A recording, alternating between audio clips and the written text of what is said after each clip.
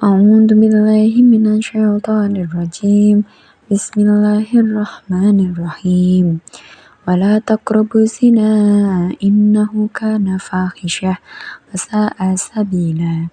Janganlah kamu mendekati zina, sesungguhnya zina itu adalah perbuatan keji dan jalan terburuk. Surat Al-Isra ayat 32. Ayat ini secara tegas melarang umat muslim untuk tidak hanya melakukan perzinaan, tetapi juga untuk mendekati segala hal yang dapat menyeret pada perbuatan tersebut. Wala taqrabuz zina, dan janganlah kamu mendekati zina. Larangan ini mencakup segala hal yang dapat memicu atau mengarah pada zina, seperti pandangan yang tidak terjaga, pergaulan bebas tanpa batasan, dan hal-hal yang membangkitkan syahwat. Innahu kana fahisyah, sesungguhnya zina itu adalah suatu perbuatan keji. Kata fahisyah menunjukkan bahwa zina adalah dosa besar yang sangat tercela dan melampaui batas. Wasa'a sabila, dan suatu jalan yang buruk. Berarti zina adalah jalan yang sangat buruk dan dapat membawa pelakunya kepada kebinasaan dan kerusakan, baik di dunia maupun di akhirat. Dampak dan tujuan larangan mendekati zina bertujuan untuk menjaga kehormatan dan nasab. Zina dapat merusak nasab atau garis keturunan yang sah, menciptakan ketenangan masyarakat. Perbuatan zina dapat menimbulkan kegelisahan, mengikis ketenangan rumah tangga, dan dapat memicu tindakan kejahatan lain seperti kekerasan. Berikutnya yaitu melindungi kesehatan. Perzinaan dapat menyebarkan penyakit menular, mencegah kerusakan moral. Islam ingin menjaga moral dan akhlak masyarakat dengan mencegah perilaku yang merusak hubungan antara laki-laki dan perempuan yang bukan mahram. Cara menghindari zina yaitu untuk menghindari perbuatan zina ada beberapa hal, yaitu memperkuat iman dan takwa kepada Allah Subhanahu wa Ta'ala, menundukkan pandangan dan menghindari bacaan yang tidak baik, menjauhi khalwat, bergaul dengan teman-teman yang soleh, dan menghindari lingkungan yang buruk, menutup aurat dengan pakaian sopan. Inti penjelasan ayat tersebut yaitu Allah tidak hanya melarang perbuatan zina itu sendiri, tetapi juga melarang segala perbuatan yang dapat mengarah pada perzinaan. Larangan ini bersifat sangat tegas, mencakup hal-hal seperti melihat, menyentuh, dan berdua-duaan atau berkholwat dengan lawan jenis yang bukan mahram. Zina disebut sebagai perbuatan keji atau fahisyah, dan jalan yang buruk atau sa'a sabila, yang menunjukkan dampak negatif yang besar baik bagi individu maupun masyarakat. Hadis yang diriwayatkan oleh Imam Muslim yaitu Bismillahirrahmanirrahim.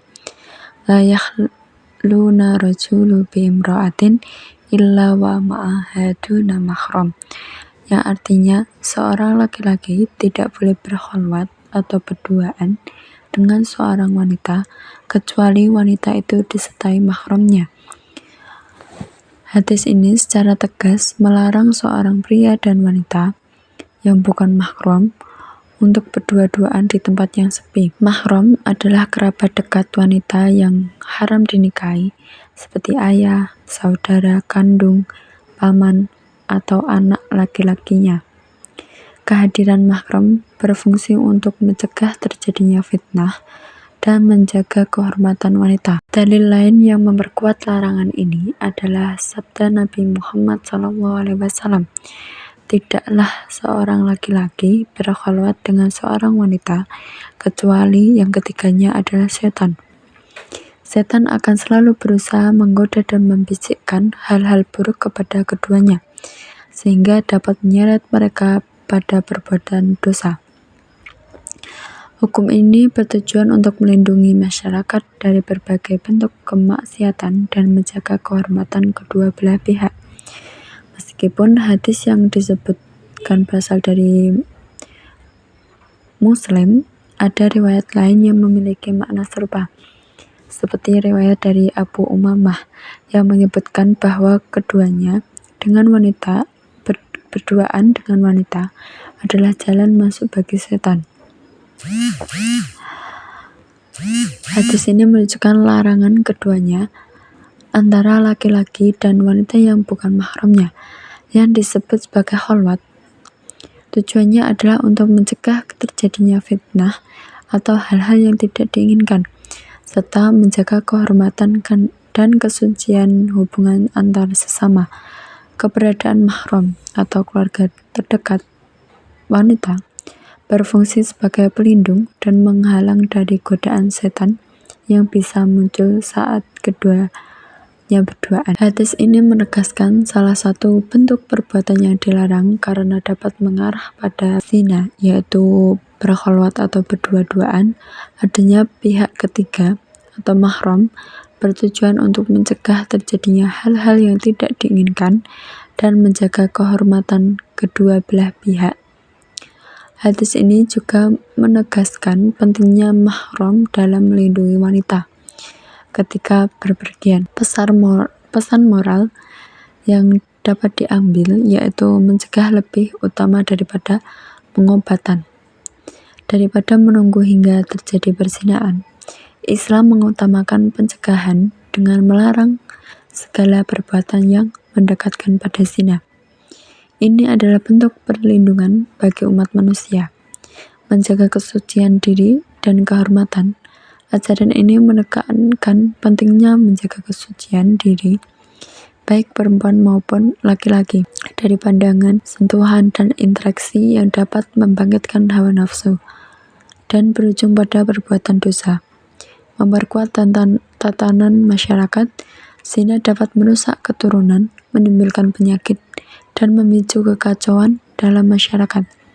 Dengan menghindari zina, umat Islam turut adil dalam menciptakan masyarakat yang bersih, bermoral, dan harmonis.